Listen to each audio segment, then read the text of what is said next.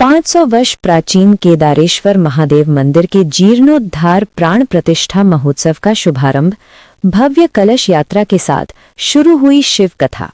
आपको बता दें कि वाराणसी जिले के चौबेपुर क्षेत्र के सोनबरसा गांव स्थित लगभग 500 वर्ष प्राचीन केदारेश्वर महादेव मंदिर के जीर्णोद्धार एवं प्राण प्रतिष्ठा महोत्सव का भव्य शुभारंभ वैदिक विधि विधान के साथ किया गया।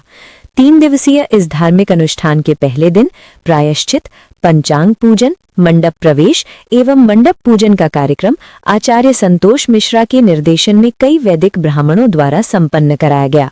महोत्सव के अंतर्गत श्री शिव कथा का दिव्य एवं मंगलमय प्रारंभ श्री श्री 1008 परम पूज्य सिद्ध बाबा नरसिंह दास जी महाराज के पावन सानिध्य में भव्य कलश यात्रा के साथ हुआ।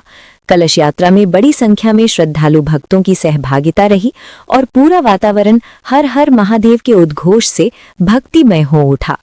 कथा के प्रथम दिवस पूज्य महाराज श्री ने शिव भक्ति, शिवलिंग की उत्पत्ति तथा शिव तत्व से जुड़े अनेक आध्यात्मिक एवं प्रेरणादायक प्रसंगों का भावपूर्ण वर्णन किया।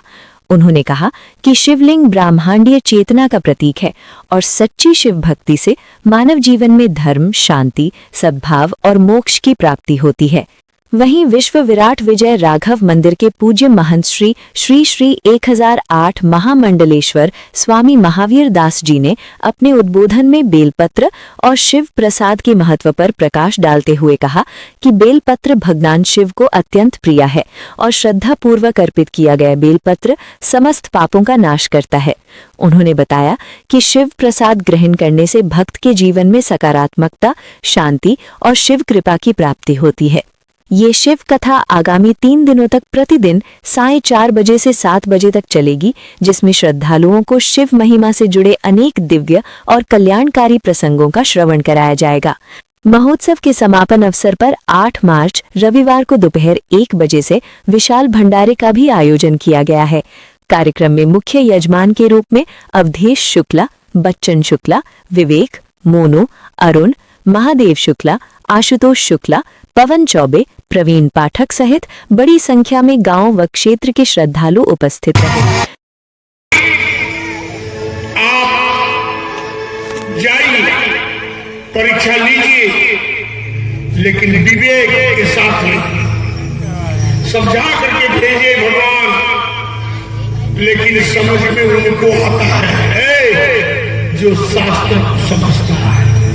2+2 4 होता है, पढ़ेगा वो तो समझेगा। 1 का पहाड़ा हो या 20 का पहाड़ा हो, पढ़ेगा वो तो पढ़ेगा। अंतों ये स्थिति आई, सती जी जाते जाते मन में विचार की, हृदय विचार मन पुनि पुनि हृदय विचार करी, पुनि पुनि हृदय विचार करी। तो सती जी को लगा कि राम की परीक्षा लेने का एक ही उपाय है, जिसकी पत्नी का हरण हो चुका है, सीता जिसके पास में नहीं है, मैं सीता का रूप धारण करके राम के सामने खड़ी हो जाऊंगी।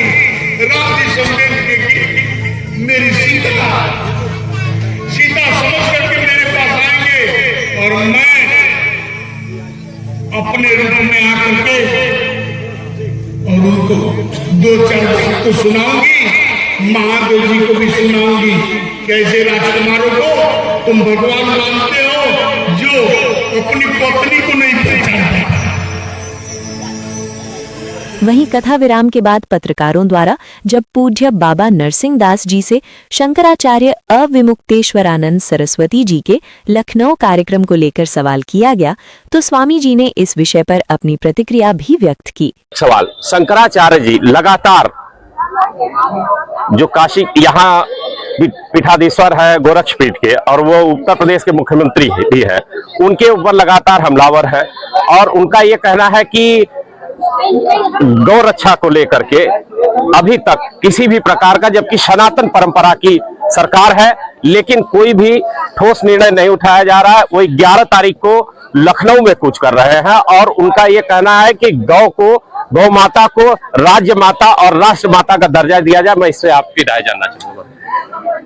देखिए क्या है कि भारत वर्ष में भारत माता के गोद में गाय नहीं कटनी चाहिए, बहुत अच्छी बात है। मांस विक्रय नहीं होना चाहिए, गाय नहीं कटनी चाहिए, वो सब बात ये नहीं होना चाहिए, बात सही है। लेकिन मैं ये बताता हूं आपसे कि आज से देश को स्वतंत्र हुए इतना वर्ष हो गया, उसके बाद में उत्तर प्रदेश के अंदर में जो योगी आदित्यनाथ है, जब से आए तो पहला हमलावर जितना कसाईयों के यहाँ पर ये गायों का चल रहा था वो उसको बंद कराने का पूरा प्रयास किए हैं। और रही बात ये कि एक बंधारण का जो एक नियम नीतियां है, जो उसके लिए एक सत्य है कि अभी हिंदू धर्म को जागृत जितना अभी जोगी ने किया है, आप सत्य बोलो आत्मा से कि जितना देश का प्रधानमंत्री बना और जितना मुख्यमंत्री बना, जितना हिंदुस्तान में अपने उत्तर प्रदेश में जितना जागृत हिंदुओं को और भारत में जितना जागृत करने का प्रयास आदित्य जोगी किया है मुख्यमंत्री, उतना कोई नहीं किया था। सुन लीजिएगा, मैं कोई पक्षा पक्षी नहीं करता हूँ, मेरे को शंकराचार्य के प्रति भी बहुत प्रेम है, सादर एकदम मैं उनको नमन करता हूँ उनकी गति को। रही बात ये कि राजकीय स्टंट न बन जाए, ये क्या एक राजकीय स्टंट बनते जा रहा है। अब इनके पक्ष में कांग्रेस आ रहा है, इनके पक्ष में मुलायम सिंह का वो क्या नाम है अखिलेश आ रहा है। अब ये सब राजकीय स्टंट जो बनते जा रहा है, ये देश के लिए भी खतरा है और उत्तर प्रदेश के लिए भी खतरा है। महाराज जी, सवाल तो सबसे बड़ा है, संत सब बटे हुए नहीं है। रही बात यह कि राजकारण के अंदर में अमुक संत एलाऊ होते हैं, और मैं एलाऊ होने को इसलिए मना भी नहीं करता हूं कि जहां पर अपना हिंदू के लिए, हिंदुस्तान के लिए, गाय के लिए, कि मानवता के लिए जो अच्छा से अच्छा कार्य करे, वैसी राजनीति इस देश में होनी चाहिए। सत्ता भी होनी चाहिए और धर्म भी होना चाहिए। धर्म के बिना सत्ता भी अपंग है, और धर्म कितना भी करो, सत्ता अगर विपरीत है तो धर्म प्रतिकूल लोगों को प्रेरणा करता है। तो धर्म और सत्ता दोनों लेकर के हम साथ में चलेंगे। धर्म के लिए राष्ट्र के लिए भाई जीना पड़ेगा, वही नेता है। हम साधुओं को धर्म का जय करने का अधिकार तब है। रही बात है कि जो पक्ष गायों के लिए करे उसके साथ में हम हैं, जो हिंदुओं के लिए करे उसके लिए हम हैं, लेकिन राजकारण जो प्रपंच जो चल रहा है इसके अंदर में विखवाद खड़ा होगा।